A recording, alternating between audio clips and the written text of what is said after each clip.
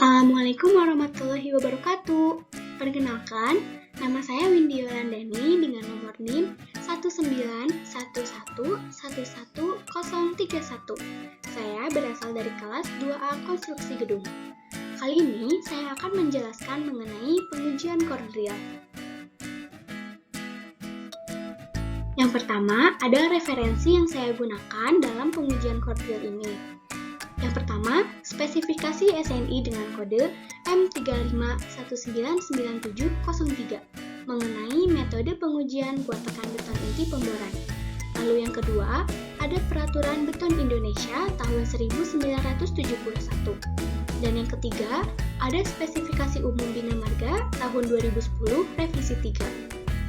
Adapun tujuan dari pengujian core drill ini yaitu untuk menentukan besar nilai dari kuat tekan beton pada plat lantai beton. Pertama, kita akan menjelaskan terlebih dahulu dasar teori dari pengujian core drill. Nah, pengujian core drill ini sendiri merupakan pengujian dengan cara merusak atau biasa disebut dengan destruction test. Untuk mengetahui kekuatan dari beton di lapangan, apakah beton tersebut masih layak atau sudah tidak layak. Nah, salah satu cara untuk mengetahui kekuatan beton di lapangan ini yaitu dengan cara mengebor beton untuk diambil sebagai sampel. Di mana mata bor dari pengujian core drill ini berbentuk berupa pipa yang terbuat dari intan, sehingga menghasilkan bentuk sampelnya itu berbentuk silinder. Nah, selanjutnya ini ada ketentuan pengujian core drill. Sebelum kita memulai pengujian, kita harus memperhatikan ketentuan pengujian tersebut. Yang pertama ini ada ketentuan pengujian yang sebelum di capping atau sebelum diberi lapisan perata. Nah, di dalam SNI ini terdapat 10 poin ketentuan yang harus diperhatikan. Namun, dalam presentasi kali ini, saya hanya akan memaparkan beberapa ketentuannya saja. Yang pertama ini, umur beton itu minimal harus 14 hari. Diameter benda ujinya tidak boleh kurang dari 90 mm. Benda ujinya harus memenuhi ketentuan panjang dibagi dengan diameter tidak boleh lebih dari 0,95. Dan permukaan bidang tekan benda uji harus rata dan tegak lurus dengan sumbu benda uji.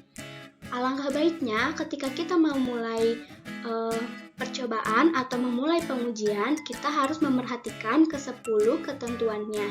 Kita dapat melihatnya di dalam SNI. Lalu yang kedua ada ketentuan pengujian yang setelah di capping atau setelah diberi lapisan perata. Yang pertama, benda uji ini harus memenuhi ketentuan, yaitu 1 lebih kecil sama dengan dari panjang telah di capping dibagi dengan diameter lebih kecil sama dengan dari 2. Dan yang kedua ini, tebal lapisan untuk cappingannya tidak boleh melebihi 10 mm.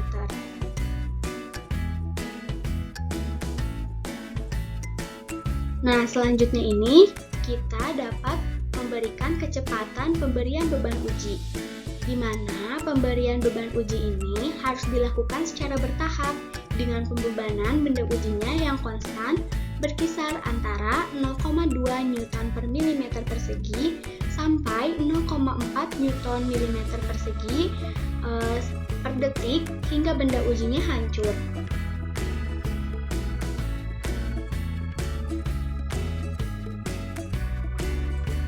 Selanjutnya, kita akan bisa menghitung kuat tekan beton intinya.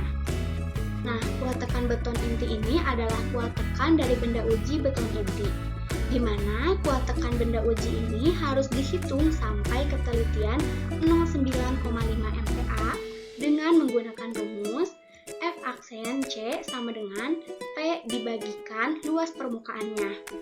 Nah, P di sini ini yaitu beban uji maksimum yang ditunjukkan oleh mesin uji tekan. Dan luas permukaannya itu menggunakan rumus 1/4 dikalikan pi dan dikalikan diameter kuadrat. Nah, diameter yang digunakan ini adalah diameter rata-rata. Nilai pi yang digunakannya juga sebesar 3,14.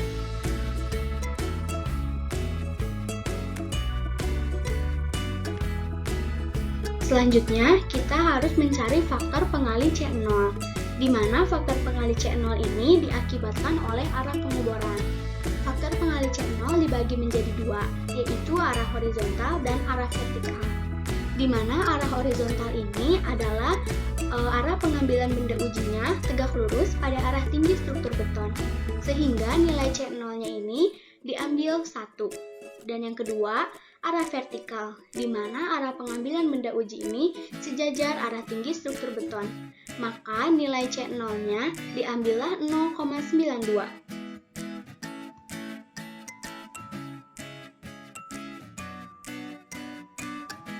Selanjutnya, kita mencari faktor pengali C1. Faktor pengali C1 ini diakibatkan oleh perubahan tinggi karena cappingan.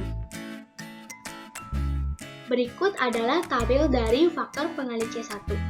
Untuk mencari faktor pengali C1, kita harus membagikan panjang dari benda uji yang telah di-capping dibagi dengan diameter benda uji.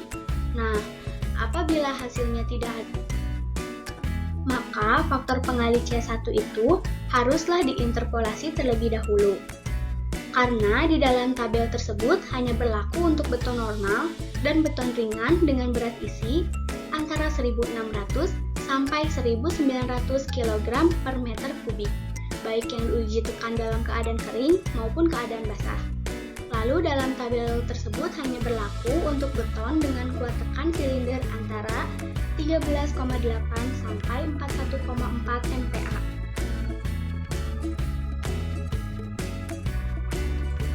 Selanjutnya, kita mencari faktor pengali C2. Faktor pengali C2 ini diakibatkan adanya baja tulangan dalam beton benda uji. Dalam faktor pengali C2 ada dua rumus yang dalam SNI. Nah, yang pertama ini digunakan ketika baja tulangan dalam beton ini hanya ada satu. Tetapi jika lebih dari satu, maka nilai C2 yang diambil itu menggunakan rumus yang kedua.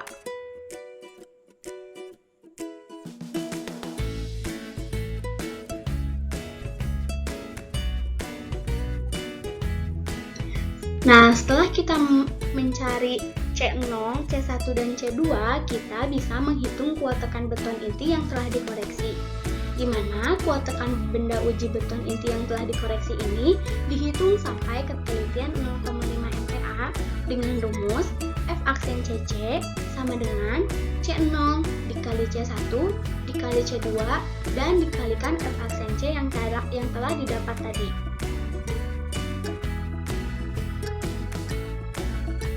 Berikut adalah peralatan yang digunakan dalam pengujian kotil. Yang pertama ada mesin bor. Mesin bor ini berfungsi untuk mengambil sampel beton. Kedua, mesin uji tekan. Mesin uji tekan ini berfungsi untuk mengetahui beban maksimum nanti. Ketiga, ada ring capping untuk mencetak adonan capping. Keempat, ada kuali sebagai tempat memanaskan belerang dan pasir untuk adonan capping.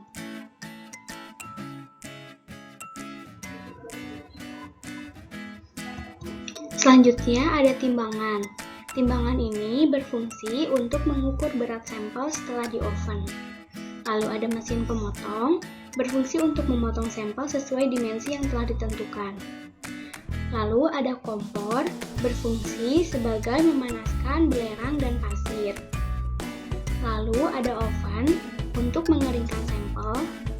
Setelah itu ada water pass, berfungsi untuk mengukur kerataan sampel. Lalu ada kuas, berfungsi untuk mengolesi cappingan dengan oli. Lalu ada jangka sorong, berfungsi untuk mengukur dimensi dari benda uji nanti. Adapun bahan yang digunakan dalam pengujian kodril. Ada plat lantai beton. Kedua ada pasir kuarsa. Ketiga ada belerang. Keempat ada oli. Dan yang terakhir ada air.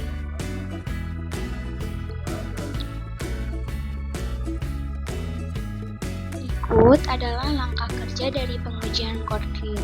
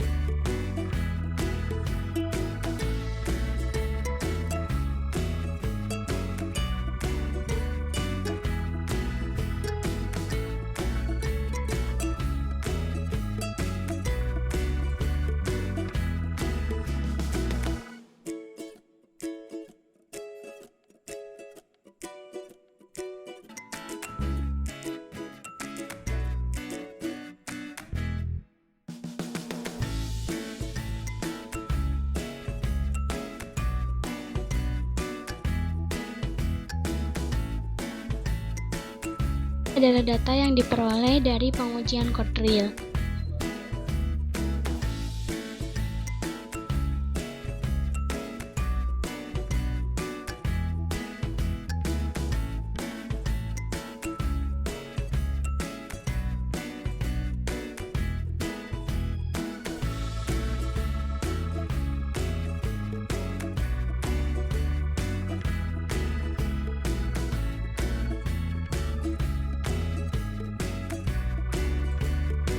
Setelah data diperoleh, maka kita harus melakukan perhitungan.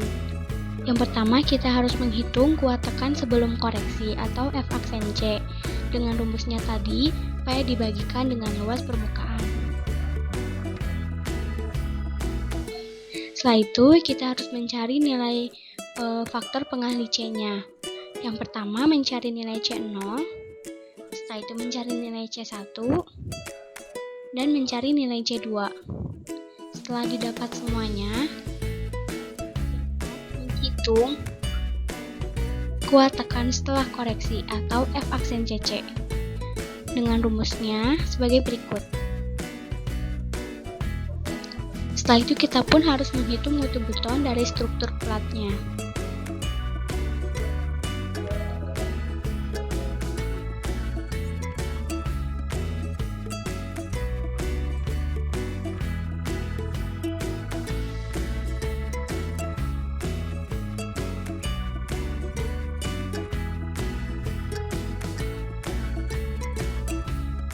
Kesimpulannya, pengujian code real ini menentukan kecepatan pembebanan, kuat tekan beton sebelum dan setelah dikoreksi.